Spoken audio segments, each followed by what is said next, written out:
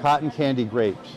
We're selling them, that's a 3-pound pack for $1.99. 4 hours from the 5 boroughs, one nonprofit has been selling discounted groceries to the needy for 25 years. We go into very underserved areas. You see the neighborhood we're in here. Bargain Grocery in Utica sells healthy options and prioritizes a model aimed at cutting back on food waste. We purchase excess, like I said, from growers, distributors, Hunts Point Market.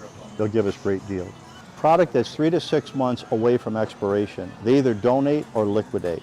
If we went after that type of product and populated these stores, and the fresh produce is easy to get, you would need very little money.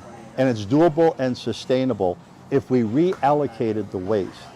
It's one of the keys to keeping prices low. But Compassion Coalition CEO Mike Cervello says challenges arise around the consistency of the suppliers. There has to be a paradigm shift, a rethinking of how we're addressing food insecurity. Because food banks were created for emergency use only. Able to hire local workers. I meet a lot of nice customers here, and I see them as family most times too. Although state economic development dollars mitigated initial capital construction costs, Cervello says the store is self-sustaining. It sells food 30% cheaper than other stores.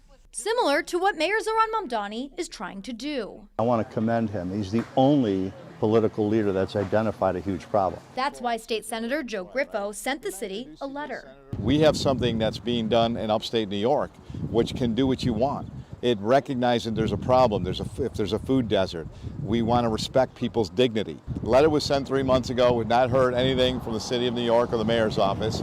And I'm still hopeful that they would at least be willing to examine and consider this. Mamdani just released a new request for proposals from a business or nonprofit. But critics argue discounts and other privileges could hurt operating businesses. Harvard Law food policy expert Emily Broad-Lieb says the city needs to think about a few factors as it sets up the program, like a reliable, sustainable food supply chain. In the U.S., we waste about a third of our food supply, and the large majority of that food that gets wasted is actually safe and edible. The lettuce is too small for the, clamshell lettuce package it's supposed to go in, and that all gets thrown out. What are the ways that we can have some economic incentive for entities like Bargain Grocery that they're able to then sell that food at a lower price, but that money gives them the resources to be able to store, transport, and handle food. Thinking bigger. The city's going to have to make some decisions about what it really wants to prioritize. And from everything we've heard, it seems like